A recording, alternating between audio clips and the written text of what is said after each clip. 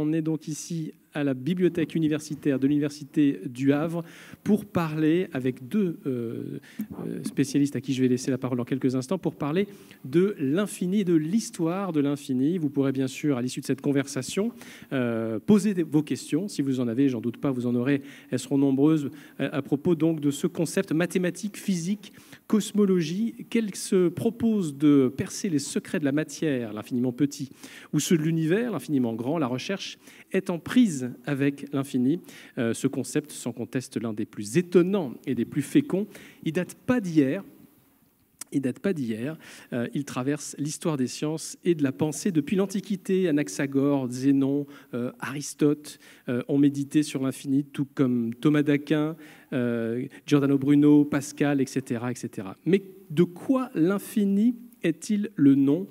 Retour sur une question sans fin, par définition. On en parle avec Michel Blais, philosophe et historien des sciences, directeur de recherche honoraire au CNRS, auteur de nombreux ouvrages et d'articles, mais parmi lesquels on peut signaler en lien avec la thématique qui nous réunit les livres « Les raisons de l'infini »,« Du monde clos à l'univers mathématique », paru chez Gallimard en 1993, ou « Penser avec l'infini », de la fécondité d'une notion mathématique et philosophique de Giordano Bruno aux Lumières, paru chez Vuibert en 2010. Et vous allez publier, c'est quand c'est en novembre, c'est ça? Un nouvel ouvrage. Comment s'appelle-t-il? Prenez le micro, monsieur Blais. Vous prenez le micro? Ah oui, assez différent puisque ce sera l'ordre du technique, c'est-à-dire une histoire, pas de la technique, une histoire de l'ordre du technique, c'est-à-dire un peu comment cet ordre du technique est advenu avec la technocratie et comment on va essayer de s'en sortir. Très bien. Voilà. Apparaître donc, vous l'avez dit, à l'échappée. Échappée début novembre. Et avec monsieur Michel Blais, pour le questionner, Denis Gutleben, directeur délégué du comité pour l'histoire du CNRS, rédacteur en chef de la revue Histoire de la recherche contemporaine, auteur, entre autres, de l'histoire du CNRS, une ambition nationale pour la science, paru chez Armand Collin, c'était il y a 10 ans, c'est ça, le temps passe vite, mais il y a un autre livre qui arrive, c'est La fabuleuse histoire des inventions, qui a été publié, non pardon, ça c'est 2018, L'Odyssée de la science, en revanche, vient de sortir, c'était le 13 septembre dernier. En un mot, on pitch l'Odyssée de la science et un jour, une découverte ou en tout cas une aventure de science. Voilà, c'est ça. Un jour, une personnalité scientifique, une découverte, un projet scientifique qui a abouti ou qui s'est lancé. Chaque jour, en fait, permet de découvrir un de ces projets, une de ces personnalités, etc. Bon, ben c'est super et c'est déjà en librairie. Messieurs, je vous laisse converser, explorer pour nous cette notion d'infini et puis on se retrouve à la fin pour des questions avec la salle. Très bien. Parfait. Merci. Alors justement, Mathieu vient de le dire, l'infini, c'est une notion qui est très utilisée de nos jours au sein de la communauté scientifique, parfois bien au-delà. C'est un enjeu de la recherche aujourd'hui. On évoque d'ailleurs souvent les deux infinis et les efforts des scientifiques, des mathématiciens, des physiciens, des particules, des astrophysiciens, des cosmologistes pour percer leurs secrets, rapprocher l'infiniment grand et l'infiniment petit. On va essayer de découvrir ça avec vous, et notamment le fait que cet intérêt qui nous paraît très actuel, en fait, il a traversé l'histoire. C'est une histoire quasi plurimillénaire qui a traversé les siècles. On va peut-être commencer par le début, parce que si l'infini, par définition, n'a ni commencement ni fin, le concept lui-même a bien un début dans l'histoire. Finalement, à quel moment il fait son apparition dans l'histoire, dans quel contexte, autour de quelle réflexion philosophique, et qu'est-ce qu'on y met finalement dans ce contexte? Alors, avant de répondre directement à cette question, je voudrais faire une petite remarque méthodologique. Quand on parle d'infini, on a l'impression que c'est le même mot de l'Antiquité jusqu'à nous. C'est toujours le mot infini. Alors, on verra que ce n'est pas exactement le même mot. Mais il ne faut pas croire, parce qu'on a le même mot, qu'il y a le même contenu. Les contenus peuvent être extrêmement différents en fonction des mots. On peut prendre un autre exemple, par exemple la technique. La technique chez les Grecs, qui s'appelle techné, n'a rien à voir avec la technique contemporaine. C'est deux choses différentes. On met tous les deux sous la rubrique technique. Donc on ne parle pas de la même chose. Alors, il faut faire très attention à l'usage des mots quand on fait de l'histoire, et en particulier de l'histoire des sciences, parce qu'est-ce qu'il y a une histoire des sciences continue? Ça aussi, c'est un problème. Il ne faut donc pas croire qu'on est dans une histoire trop continue. Alors, et ça, c'est un problème méthodologique auquel il faut toujours faire attention, car on risque de dire beaucoup de bêtises sur ce qui s'est passé chez les anciens et ce qui se passe aujourd'hui en mélangeant tout. Alors, cela étant, disons que la première occurrence de quelque chose qui ressemble à l'infini, c'est Anaximandre, 6e siècle avant Jésus-Christ. Alors ça ressemble à l'infini d'une façon très générale, puisque si vous avez un texte là qui est celui d'Aristote, qui rappelle ce que dit Anaximandre, puisqu'on n'a pas de texte direct d'Anaximandre. Alors Anaximandre parle de l'illimité, c'est l'apeiron en grec, c'est-à-dire le non limité. Alors là-dessus, c'est un infini qui n'a que peu de rapport avec notre infini, puisque c'est un infini pensé comme un principe générateur de l'ensemble, disons, de la totalité disons, de la fabrication du monde, si je puis dire. Donc ça n'a pas de rapport avec notre infini à nous, c'est tout à fait autre chose. D'ailleurs, il le dit très bien, c'est pourquoi nous le disons, il semble qu'il n'existe pas de principe de celui-ci. Parce qu'il ne peut pas y avoir de commencement et de fin à l'infini, donc il est principe en dehors de tout commencement et de toute fin. Donc c'est ça la première idée d'infini, mais vous voyez, c'est un principe de fabrication de l'univers, ce n'est pas du tout notre principe de l'infiniment grand ou de l'infiniment petit. Et cela étant, je voudrais aussi faire encore une petite remarque, il ne faut pas confondre différentes choses. Il ne faut pas confondre la totalité, le tout, et l'infini. D'ailleurs, Lévinas avait fait un livre sur totalité et infini, c'est deux choses différentes. Donc il faut aussi se distinguer ça, et on verra plus tard dans la discussion qu'il faut distinguer aussi l'infini de ce qu'on appelle aujourd'hui l'infiniment grand et l'infiniment petit, puisque l'infiniment grand et l'infiniment petit sont des infinis déterminés, puisqu'ils sont grands ou petits, par rapport à l'infini, qui, lui, à la limite, n'a pas de détermination. Donc il faut faire très attention à tout ce vocabulaire lorsque l'on parle. Et dans quel contexte, finalement, philosophique, on en vient à penser cet infini? Pourquoi est-ce que Anaximandre s'inspire de cette notion, forge cette notion? Bon, le problème, c'est un présocratique, Anaximandre, et la question, c'est la question disons, qui apparaît avec les Grecs. Qu'est-ce qui est? Qu'est-ce que l'être? Et c'est la première. Et on s'efforce de donner une explication de ce qui est, pour sortir, disons, de la fable ou des mythes. C'est-à-dire, c'est la première sortie de la fable ou des mythes. On essaye de donner une explication, et cette explication, c'est d'introduire, pour Anaximandre, le principe, l'apeiron. Pour d'autres, c'est l'eau, pour d'autres, c'est l'air, qui sont des principes, disons, qui permettent de fabriquer l'univers en tant que tel.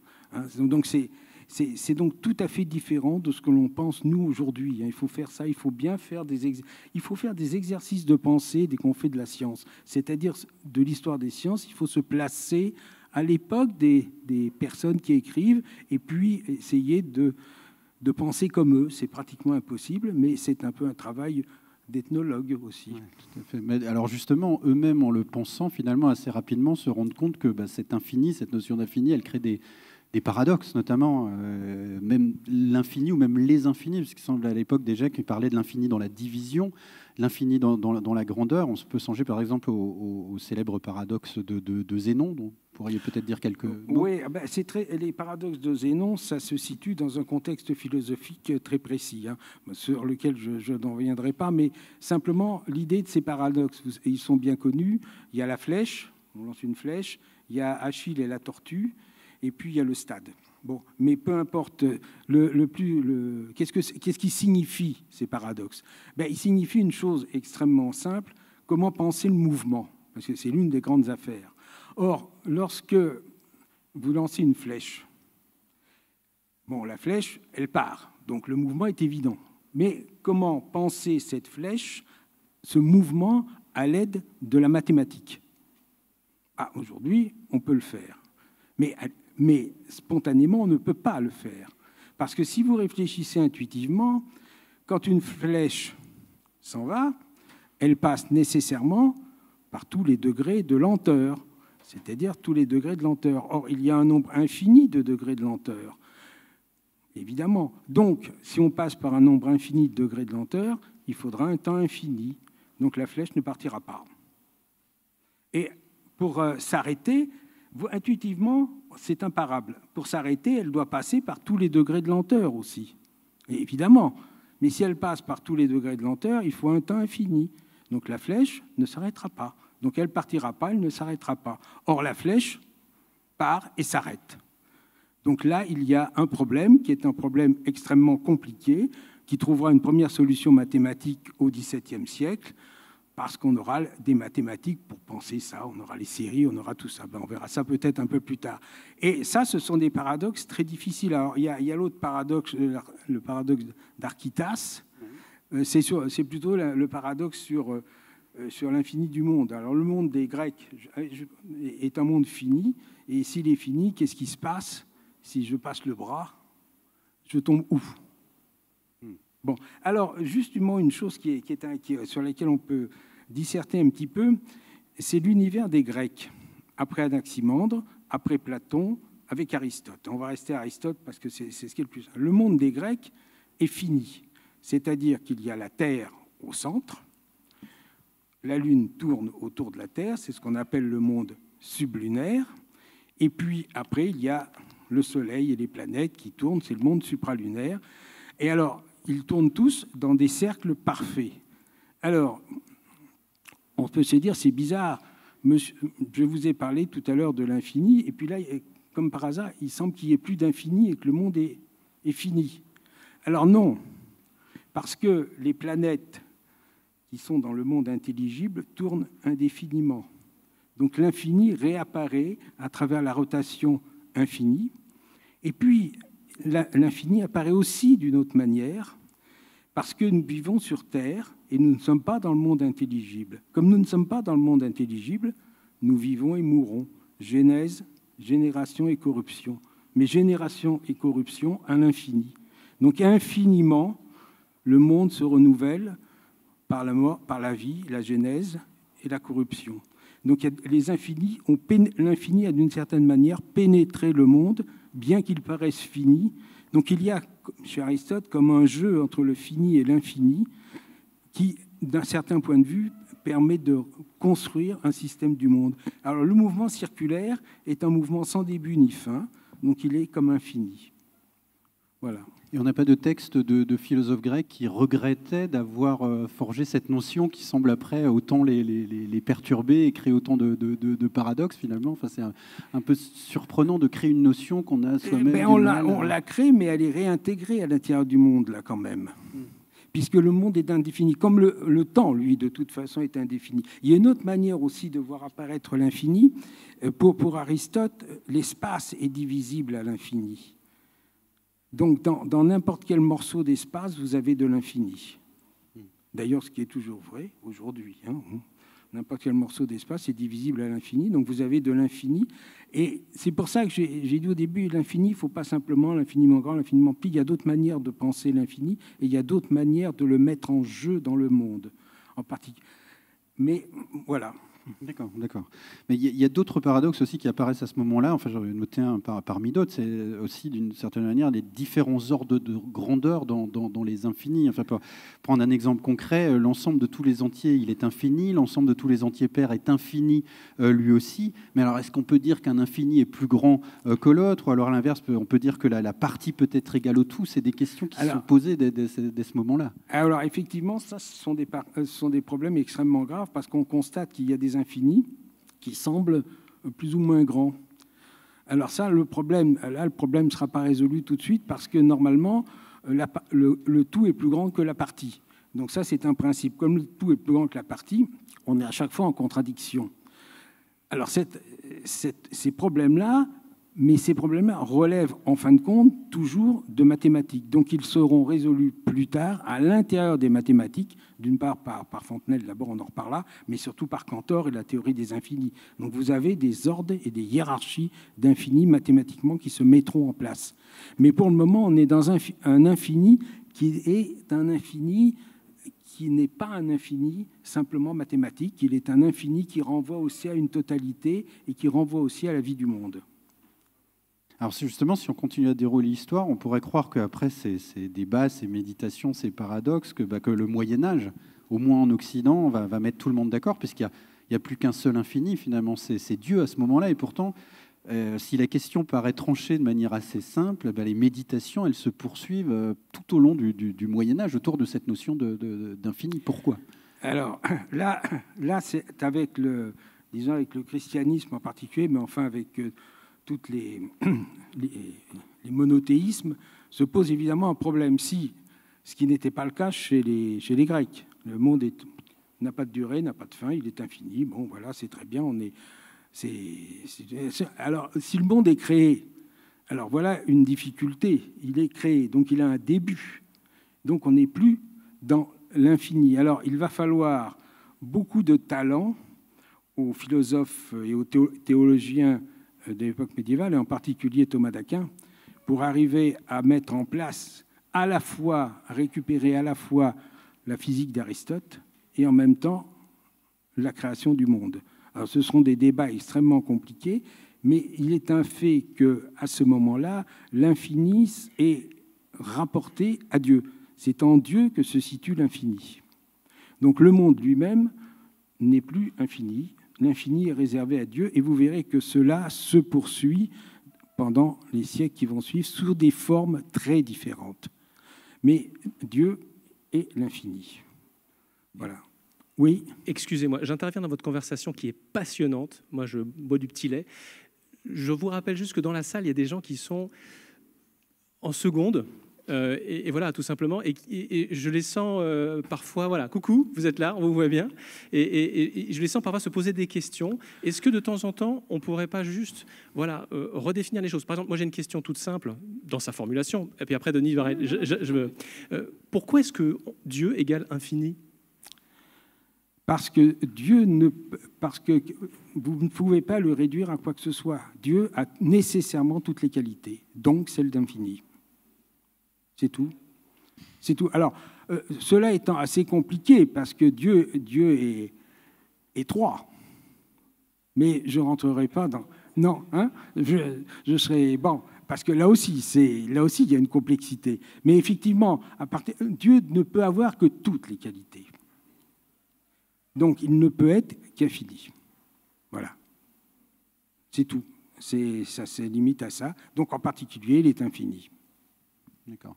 Et justement, du coup, le débat, malgré ce constat, le débat se poursuit. Le débat se poursuit à deux niveaux. Il se poursuit à deux niveaux d'infini. L'infini Dieu, et puis il y a quand même des gens qui réfléchissent sur les mathématiques d'un certain point de vue, et puis sur la théorie aristotélicienne. Donc ça reste. Mais le débat va devenir crucial, si je puis dire, tout du moins dans l'Occident chrétien, va devenir crucial à partir du XVIe siècle. C'est là que l'affaire va tourner et que l'on va avoir en fait une dissociation et une précision de deux notions. La notion d'infini lorsqu'elle est constitutive du monde et la notion d'infini constitutive des mathématiques. Parce que pour le moment, c'est ça qui est un peu compliqué, les deux sont mêlés. C'est-à-dire que faire de Dieu l'infini, c'est en même temps parler du monde, mais aussi, d'un certain point de vue, faire peut-être un peu des mathématiques, mais on fait des mathématiques qui ne sont pas infinies.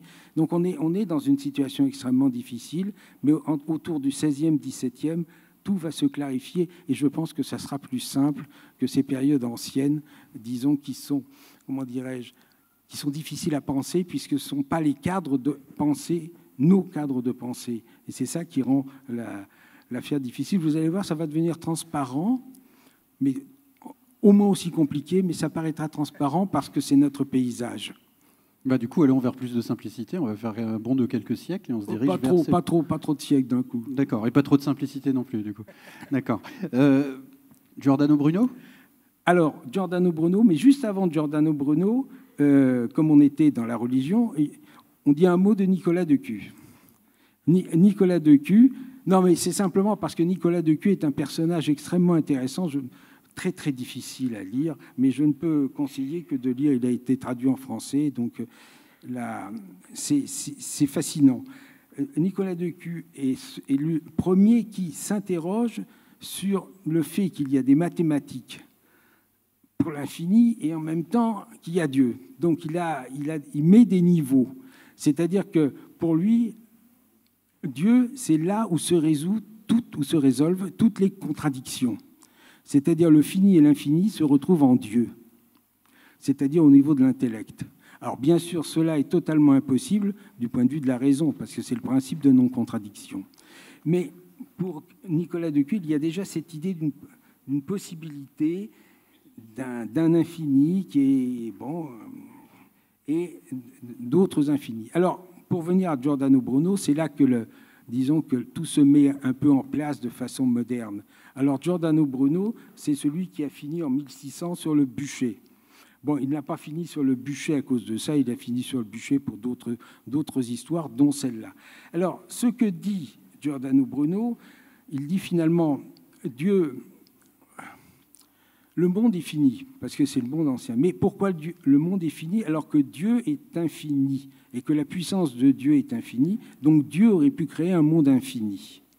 Et là, nous entrons dans une certaine forme de modernité, parce qu'il va dire il y a évidemment un infiniment grand, c'est l'univers, l'univers est infiniment grand, et il y a un nombre multiple d'univers en nombre, c'est-à-dire qu'il y a un nombre infini de soleils à travers l'univers, donc c'est un infini en nombre et un infini en grandeur.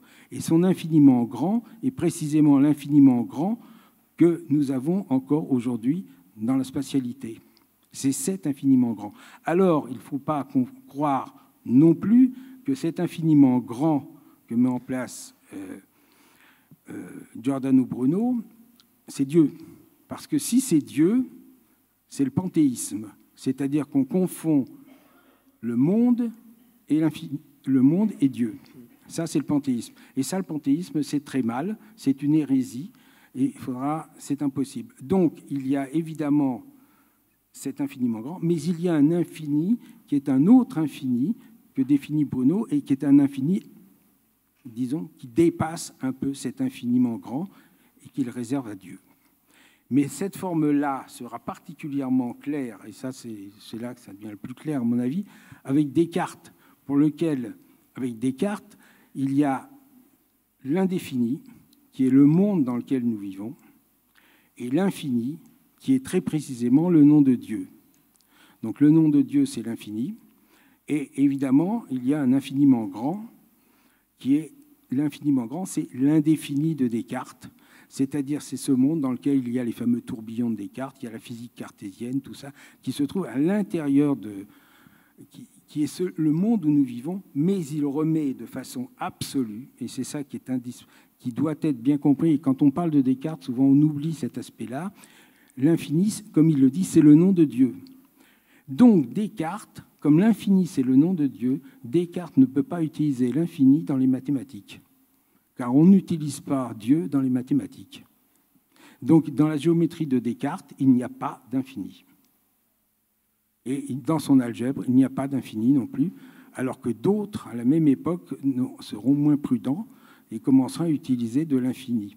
Mais justement, il faut bien voir une chose, c'est que l'infini a encore, à ce moment-là, un poids qui n'est pas que le poids de sa force mathématique, qui est celle que l'on croit être tout de l'infini aujourd'hui. Il y a une force, disons, métaphysique et théologique de l'infini. Et c'est pour ça qu'il faut faire très attention quand on parle de Descartes. Très, très attention, parce qu'on dit souvent des choses, disons, un peu hâtives sur Descartes, un peu hâtives. Oui, bon. Justement, vous parlez de la période de Descartes, c'est la période qu'on appelle souvent un peu vite la révolution scientifique. C'est une période que vous connaissez quand même particulièrement bien. Peut-être qu'on peut en dire quelques mots d'ailleurs de manière générale. Déjà, c'est quoi la révolution scientifique? Avant de voir comment on aborde l'infini, tout en restant précautionneux sur ce qu'on peut dire sur Descartes.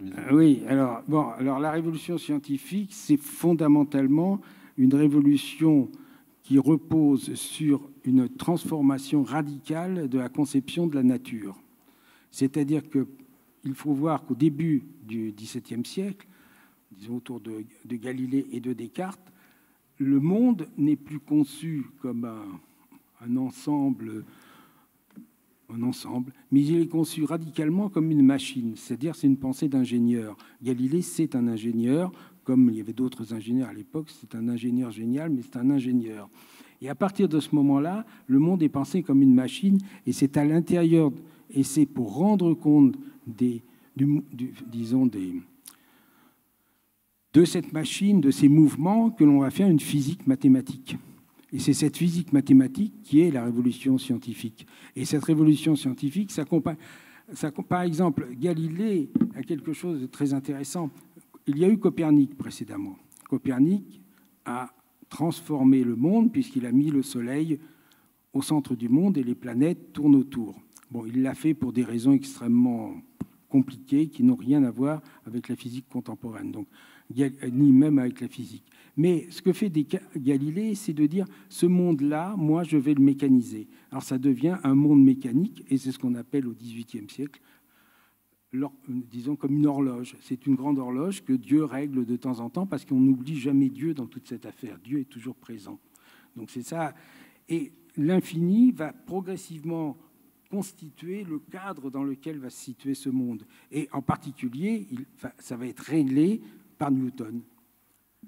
C'est Newton qui règle ça en définissant. Et alors là, c'est quelque chose qu'il ne faut jamais perdre de vue parce que c'est assez intéressant.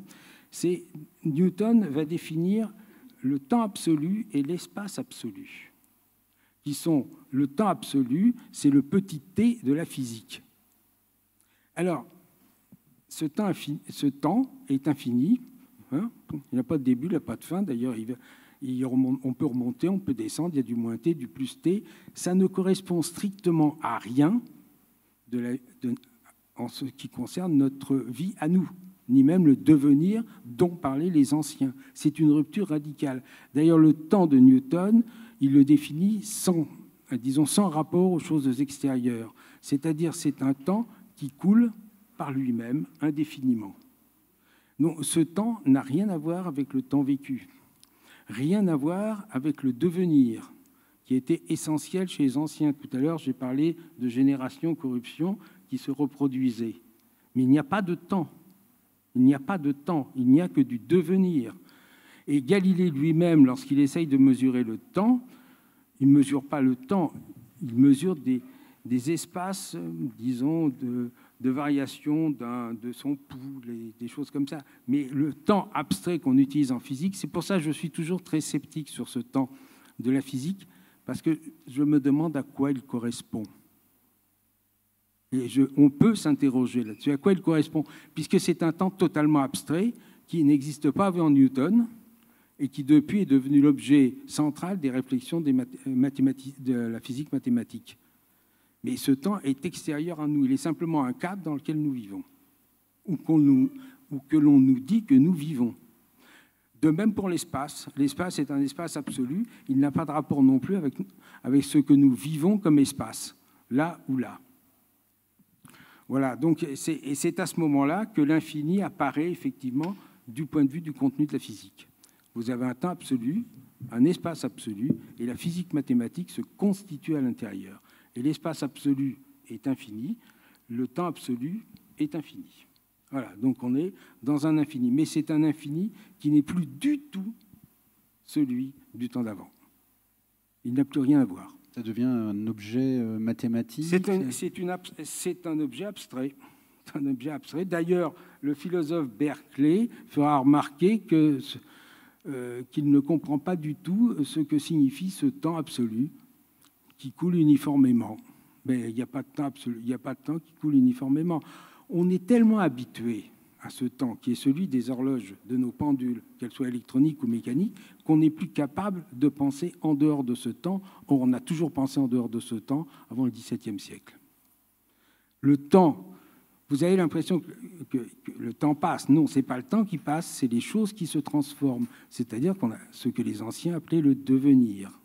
Le devenir qui est infini. Mais ce devenir, si vous le pensez de façon abstraite, vous avez le temps, mais ce n'est pas la même chose. Donc ça pose d'énormes problèmes parce que notre vie, elle commence et elle finit, alors que le temps ne commence pas et ne finit pas. Donc ce sont des problèmes existentiels qui sont...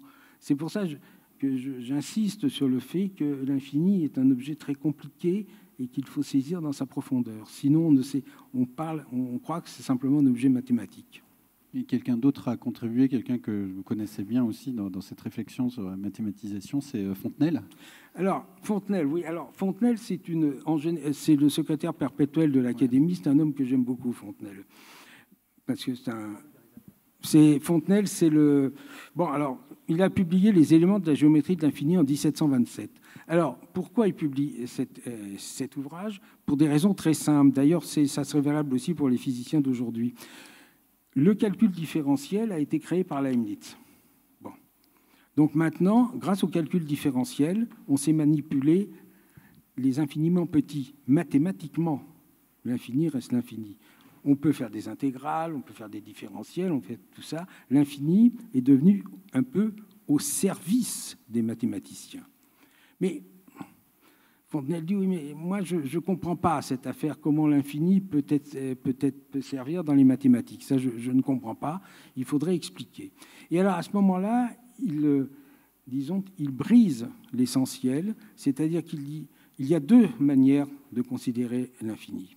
D'une part, il y a l'infini pour les mathématiques qui se suffit à lui-même.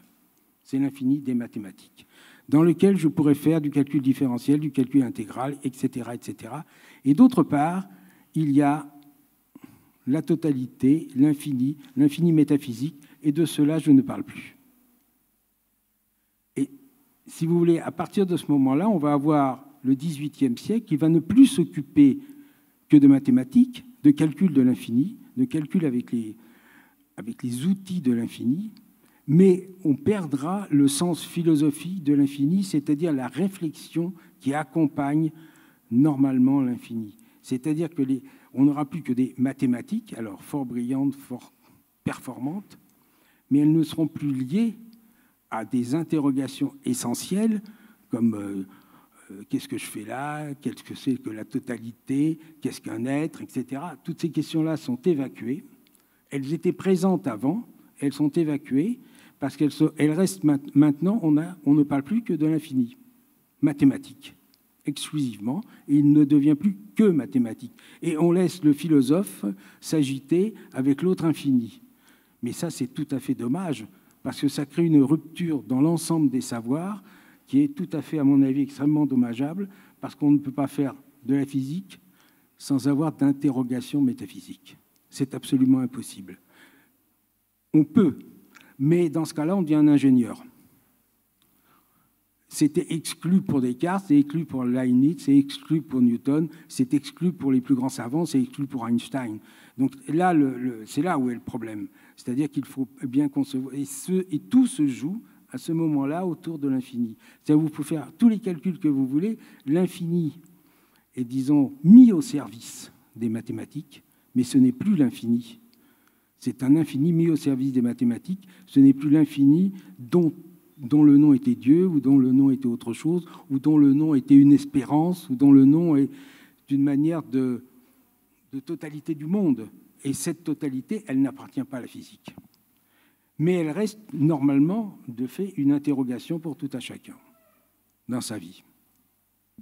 Et on est les héritiers un peu de cette nouvelle conception, du coup, aujourd'hui, parce que l'infini, on en parle au CNRS, par exemple, l'infiniment grand, l'infiniment petit, le rapprochement des deux infinis, c'est vraiment une notion qu'on rencontre tous les jours. Oui, oui, parce que la physique dont on parle au CNRS, la physique que j'ai pratiquée aussi, moi d'ailleurs, la physique est une physique mathématique. Donc elle s'inscrit essentiellement dans une physique à partir de l'infini, c'est-à-dire à partir de l'usage mathématique de l'infini. On a su, si vous voulez, Leibniz arrive à formaliser des infiniment petits, puis après on formalisera les infiniment grands, mais Bono le fait, et c'est autour de ça. Mais de cela, on a une vision déterminée de l'infini. C'est-à-dire que l'infini devient ou grand ou petit, il n'est plus l'infini. Or, l'infini ne peut pas subir de détermination, comme Dieu n'en subissait pas non plus, mais il reste indépendamment de Dieu.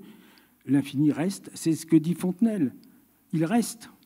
L'interrogation sur la totalité reste indépendamment du calcul sur l'infiniment grand et l'infiniment petit.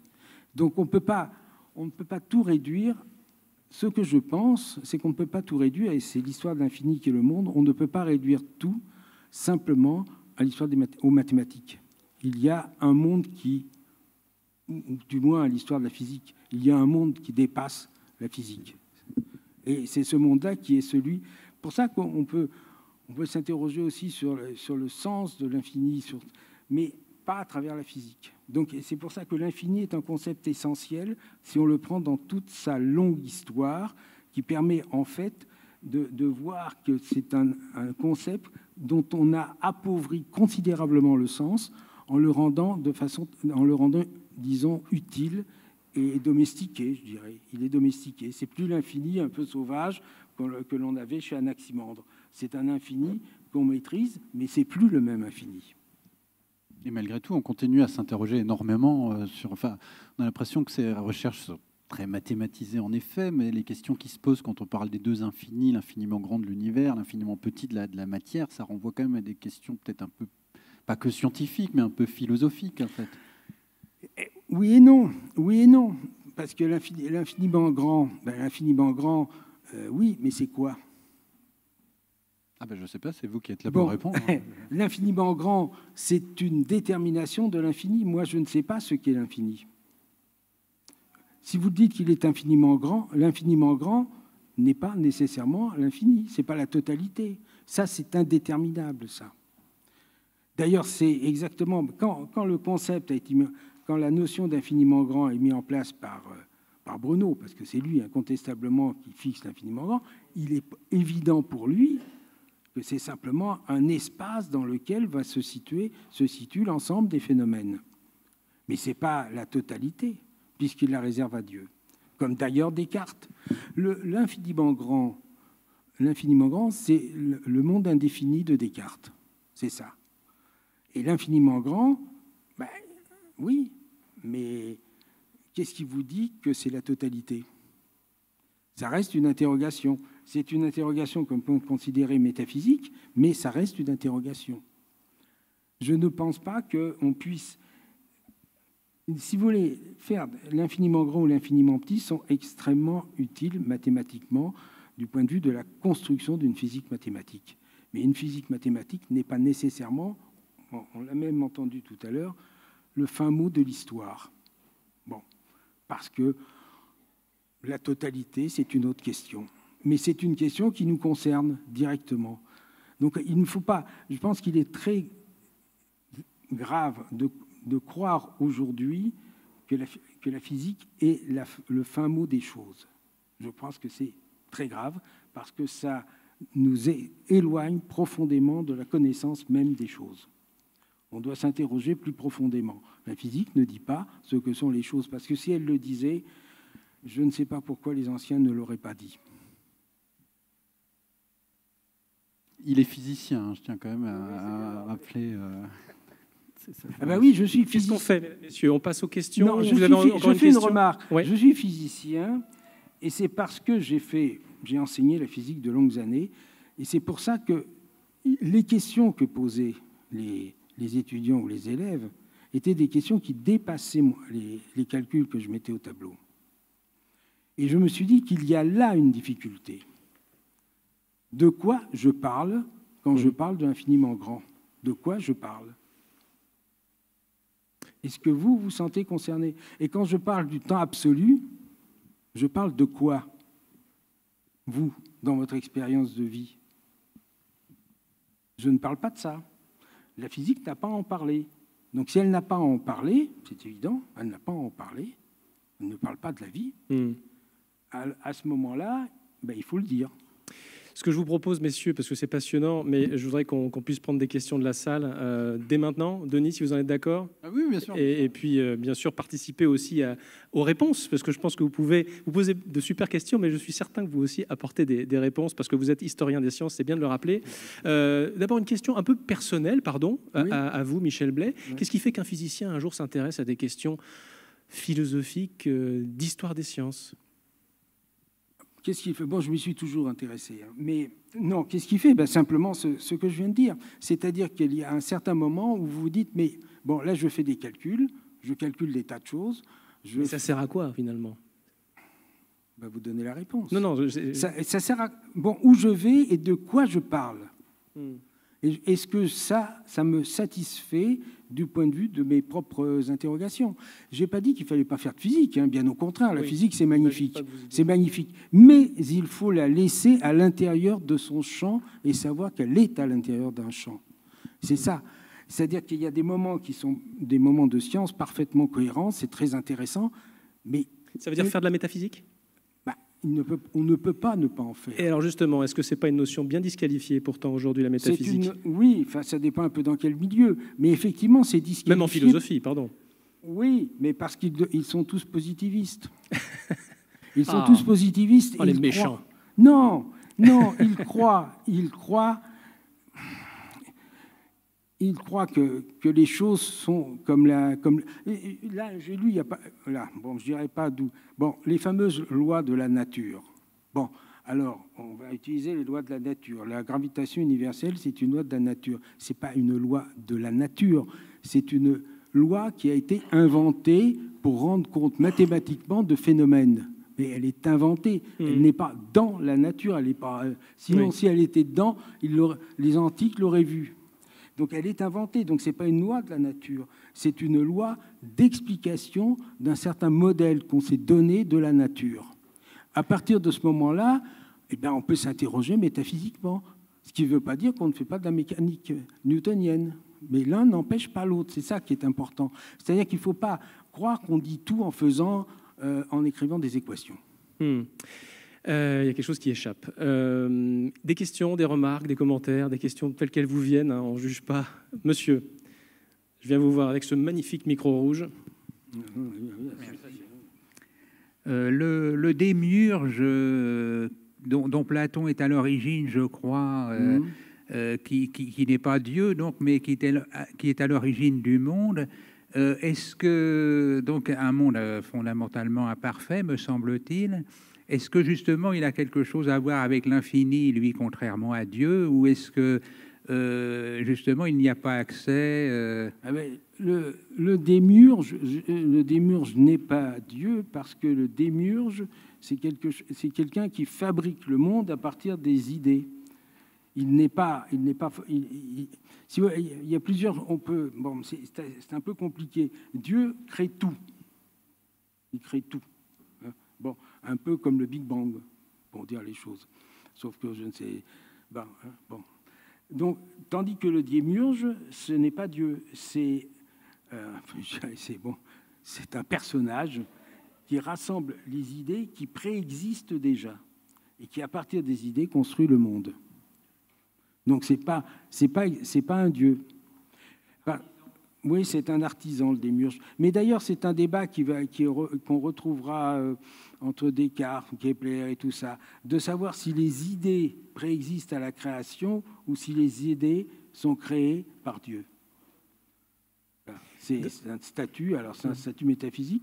Les mathématiciens qui sont platoniciens, les idées elles sont là avant Dieu, d'un certain point de vue. Une autre question de madame. Du coup, alors, de ce que j'en ai compris, c'est qu'à partir de Fontenelle, on a une dissociation entre l'infini mathématique et l'autre infini. Pour autant, on a d'autres scientifiques qui se posent la question de faire se réconcilier ces deux infinis. Vous avez parlé d'Einstein. Est-ce que c'est possible de réconcilier par moment ces deux infinis, ou est-ce qu'ils sont aujourd'hui tellement éloignés qu'on ne pourra plus rien en faire? Oui, ça me semble bien difficile, parce que les préoccupations ne sont pas les mêmes. Et parce qu'il y a de moins en moins de physiciens qui sont intéressés par les questions métaphysiques. Ils sont un peu dans le calcul, mais je ne vois pas. Cela supposerait que le développement de la physique arriverait à résoudre toutes les questions, disons, fondamentales de la métaphysique. Et ça, je ne le crois pas du tout. Je ne le crois pas du tout. Je pense on est à l'intérieur d'un modèle très, très, très performant, pour lequel on va dépenser de l'argent considérable pour faire des accélérateurs de plus en plus grands qui vont faire produire de plus en plus de particules. Mais on reste à l'intérieur du même modèle, et ça ne résoudra pas les problèmes, disons, existentiels qui restent des problèmes centraux. C'est cela qu'on oublie un peu. Et c'est un peu ça que je voudrais dire avec l'infini. Et on ne peut pas on va dire, oui, on s'en fout, on est là, on va faire de la physique. Non, on ne peut pas dire ça comme ça. les gens s'interrogent continuellement sur ce qu'ils font, pourquoi ils sont là, qu'est-ce qu'ils font. Ça, c'est des questions essentielles. Mais c'est pas le travail du philosophe, ça, pardon? Pourquoi ce serait au physicien? Alors, avant, les philosophes étaient physiciens, on parlait de savants et pas de scientifiques. Non, mais justement, ce que je veux dire, c'est qu'il ne faut pas...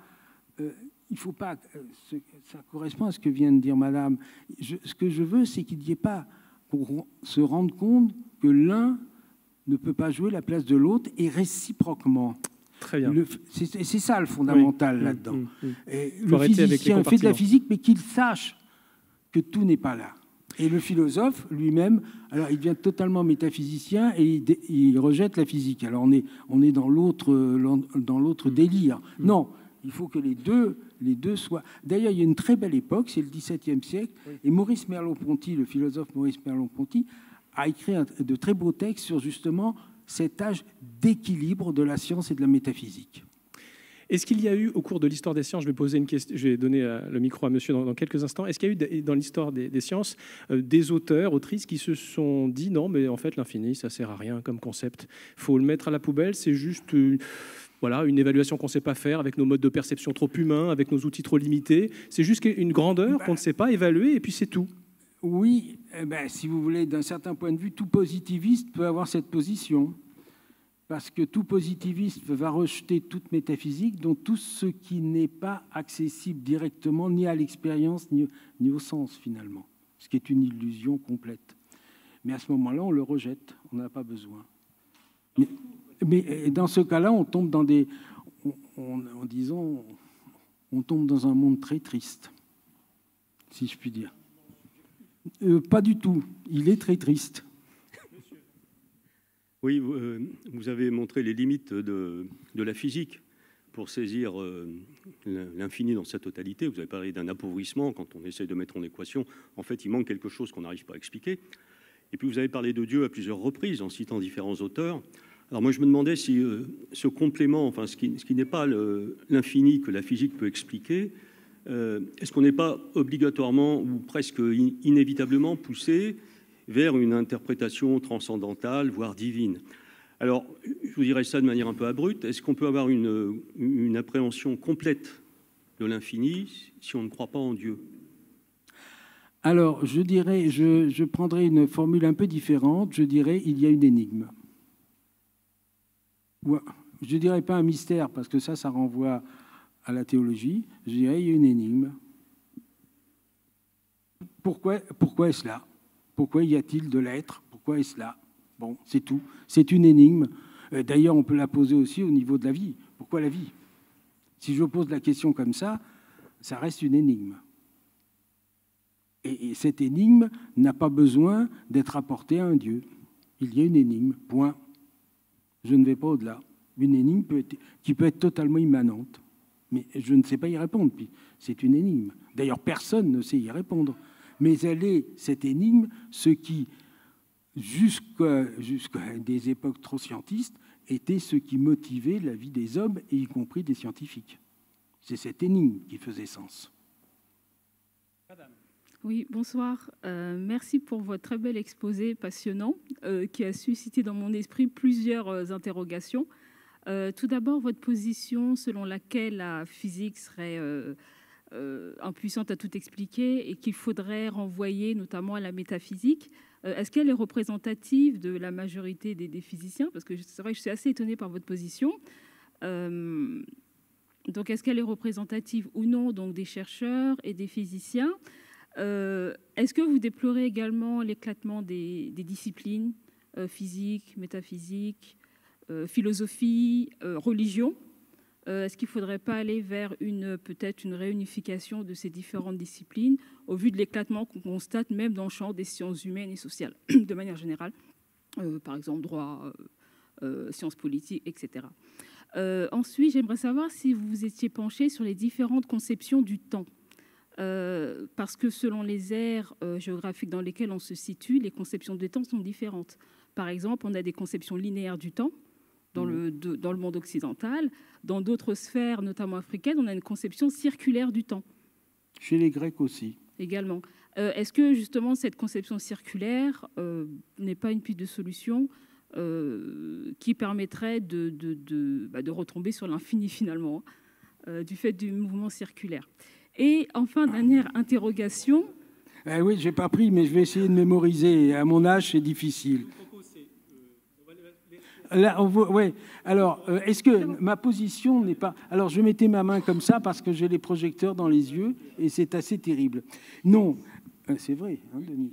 Bon, non. Alors, ma position n'est pas partagée par l'ensemble de la communauté de physiciens. Sinon, je le dirais pas avec autant de force. Et je le regrette un peu. Je regrette un peu parce que ça ne met pas en cause la qualité et le travail du physicien, mais ça finit par tomber dans un totalitarisme un peu positiviste que je trouve un peu inquiétant et qui éloigne d'un certain point de vue la physique de l'ensemble de la population aussi, parce qu'elle ne se retrouve pas du tout dans les préoccupations. D'ailleurs, juste, je vais pas faire de...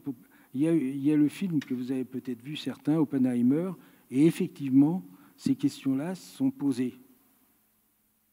On voit bien qu'il y a des difficultés. Bon, pourquoi faire une bombe nucléaire quand on est physicien? C'est un vrai problème. Quel est le sens de cela? Quel est le sens de ça? Donc, même si c'est un ordre... Alors, quant aux conceptions du temps, effectivement, la conception du temps des Grecs était circulaire, parce que l'expérience commune donne du temps une impression circulaire. Les années reviennent et les jours reviennent. C'est-à-dire, il y a le matin, il y a le soir, il y a le matin, il y a le soir. Le temps est circulaire, il n'est absolument pas linéaire. Et le temps newtonien, comme le temps... Mais le temps newtonien, c'est la version laïque du temps divin. C'est-à-dire que le temps linéaire commence en fin de compte avec l'année zéro du Christ et d'un temps théologique qui est linéaire et qui conduit vers quelque chose. Et c'est ce temps-là qui devient le temps de la chrétienté, mais dans un espace théologique. Et ce temps va devenir un temps, disons, laïque avec le temps newtonien. Mais le côté continu, effectivement, est une spécificité occidentale. Bon, ça permet de faire de la physique. Bon, voilà, c'est tout. Et ça marche très bien, c'est le petit t. Qu'elle soit d'ailleurs de la physique traditionnelle ou de la physique quantique, c'est toujours le même petit t dedans. Vous interrogerez sur le sens de ce petit t. Voilà. Il y a une autre question, je crois. Une dernière question. Et vous me poserez la question à Étienne Klein. Je ne voudrais pas monopoliser le temps. Mais... Oui, alors, il faut j'en ai deux. La physique quantique, est-ce qu'elle apporte des réponses concernant cet infini? Est-ce que, physique quantique que je ne connais pas très bien, est-ce que justement elle ne tend pas vers la réunification de la physique et de la métaphysique? Et autre question, vous avez parlé des religions. Donc vous disiez que Dieu était nécessairement infini. Mais là, du coup, c'est un postulat. Mais est-ce qu'on ne peut pas le contester? Pourquoi est-ce qu'on affirme que Dieu est infini, d'une part? Et d'autre part, vous affirmez aussi que Dieu est trois. Non, alors là, c'est de la... là, c'est de la... On va rentrer dans de la théologie. Alors, effectivement, Dieu n'est pas trois pour tout le monde. Ça, je l'accorde. Ça, c'est un fait. Dieu est trois, est trois dans la religion chrétienne. C'est ça. Et il est infini parce qu'il est celui qui a toutes les qualités. C'est ce que j'ai dit tout à l'heure. Donc, il ne peut être qu'infini. Parce qu'un Dieu fini, c'est plus un Dieu. D'accord. Donc, Dieu est d'ailleurs... Il est même au-delà de ce qui est, puisqu'on peut l'appeler non-être, ou etc., etc. Voilà. Eh bien, écoutez, on s'est dit pas mal de choses. Hein? Merci beaucoup, Michel Blais. Y a-t-il d'autres questions? Monsieur. Et puis, ça serait bien d'avoir peut-être un mot de la fin à deux, si vous en êtes d'accord. Deux. Bon. À deux voix. Oui, question très courte. Oui, oui. Finalement, pour vous, l'infini n'est-il pas, dans l'esprit humain, le seul véritable infini? De toute façon, oui, c'est un peu ce que pensait Descartes. Hein. Mais on a une idée d'infini. On a une idée d'infini. Mais est-ce qu'il existe? Est-ce qu'il existe en tant que tel? Ça, c'est une autre affaire. Mais on a une idée d'infini. Que d'ailleurs, comme dirait Descartes, que nous a donné Dieu. Voilà. C'est pour ça que Dieu existe, Voilà. selon lui. Oui, c'est pour ça que c'est la démonstration. Denis Gutleben, vous avez écouté, je vous ai vu avec beaucoup d'attention écouter les échanges entre la salle et Monsieur Blais. Un petit regard, un commentaire sur ce que vous avez entendu et puis sur cette notion d'infini peut-être aussi. Le regard, sans être du tout spécialiste de ces questions, c'est que clairement, comme l'a dit Michel, c'est que la science n'explique pas tout, qu'il y a des questionnements au-delà de la science, mais qu'en même temps, je ne suis pas convaincu. Et là, c'est peut-être parce que je prends la défense de mes collègues positivistes qui travaillent actuellement. Je ne suis pas convaincu qu'eux-mêmes revendiquent de tout expliquer. Les physiciens restent dans leur champ, même s'ils emploient ce terme d'infini.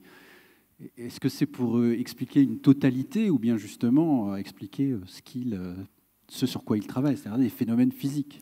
Oui, alors ça, je suis de cet avis. Mais je regrette qu'ils ne se posent pas la question. Voilà. Ils ne se la posent pas le plus souvent. Mais je le regrette parce que ça leur permettrait de donner un champ un peu plus vaste, pas pour tous les champs de la physique, mais un champ un peu plus vaste à leur présentation de la physique. C'est-à-dire qu'à partir du moment où on la limite, on lui donne un champ beaucoup plus intéressant. Voilà. Donc je suis d'accord, Denis. Ou de l'indifférence. C'est plus de l'indifférence. Ça, c'est une bonne question. C'est une bonne question. Disons qu'ils ont beaucoup de travail quand ils font de la physique, et puis ils finissent par ne plus penser au reste. Et c'est le reste qui est important. Voilà. Ça renvoie d'ailleurs à la question qu'on a un peu laissée en suspens de Madame, c'est qu'aussi il y a une hyper spécialisation aussi des sciences dans plein de domaines. C'est très, très difficile. Phénomène assez récent finalement d'ailleurs. Très récent, qu'on essaye de juguler en créant des programmes interdisciplinaires, mais finalement mais ça marche pas toujours si bien que ça, parce qu'il y a toujours une dominante qui tire à elle. Ça ne peut pas marcher parce qu'il faut que derrière il y ait un questionnement qui dépasse. Mais est-ce que ça, alors là, du coup, c'est hyper intéressant. On va s'arrêter là. Je suis désolé, mais est-ce que ça plaide pas pour justement un repositionnement de la philosophie comme discipline des disciplines? Alors je le dis comme ça rapidement. Peut-être que ça va hérisser le poil de personnes dans la salle, mais au sens où qui permettrait d'orchestrer une forme générale de science qui se déclinerait ensuite. C'est une tentation, c'est une dérive, c'est un écueil. Non, je ne pense pas parce que à ce moment-là, la philosophie devient la théologie. Parce que c'était bien ça qui se passait. Si vous voulez, une science des sciences, c'est quelque chose d'inquiétant. Il y a des... Non, mais sur la façon dont elle travaille, par exemple, être capable de détecter... le simple jugement que vous portez sur la façon dont travaille un physicien, c'est un travail philosophique. Mais quand vous faites ça, vous n'êtes pas en train de faire de la théologie. Vous pointez simplement une insuffisance procédurale dans la façon de faire la science. Vous voyez ce que je veux dire? C'est en ce sens-là que je dis que la philosophie pourrait être, éventuellement, quelque chose à la charnière des disciplines. Elle peut être à la charnière des disciplines, puisqu'elles sont pratiquement toutes issues de la philosophie, de fait. Quand on parle des anciens, on est dans la philosophie. Quand on parle du XVIIe siècle, on est dans la philosophie. C'est-à-dire que c'est des spécialisations qui surgissent progressivement de questions. Ce qui me gêne, c'est que le soubassement des questions de la physique, de la biologie, est oublié au profit de la technique. Or, le soubassement, de temps en temps, il faut y revenir, parce que le soubassement dit « mais pourquoi je fais ça ?» Et pourquoi je fais ça disparaît. Les Grecs se posent la question de l'être. On peut ne plus se poser la question de l'être, mais qu'est-ce que l'être? Comment je vais en rendre compte? Alors, j'imagine, mais là, il y a un sens qui est donné à ce qui est fait. Aujourd'hui, si on se met... On va faire des équations, mais pourquoi je fais ça? À quoi ça sert, si ce n'est à toucher mon salaire à la fin du mois? Beaucoup diraient peut-être que c'est pour repousser les limites de la connaissance. Voilà, ou on utiliserait ce type de épaules de géant. Ouais. Épaules de géant, c'était du XIIe siècle. Ouais. Mais oui, repousser les limites de la connaissance. Mais oui, on est encore dans l'infini. Mais pourquoi veut-on repousser les limites de la connaissance? De quelle connaissance? Faut-il une sobriété scientifique? Autre thème d'une table ronde, mais ça sera pour l'année prochaine peut-être. Je vous propose de vous applaudir pour vous remercier. Denis Gutleben, Michel Blais, merci pour cette conversation. Ainsi s'achève cette journée. On a fini dans les hauteurs. On était parti. On parlait d'électricité ce matin et d'énergie. On finit dans la philosophie. C'est beau, une journée sur les épaules des géants. Merci à toutes et à tous d'être venus. Et je vous souhaite encore une fois une belle soirée. Et à demain pour celles et ceux qui voudraient voir la suite. Voilà.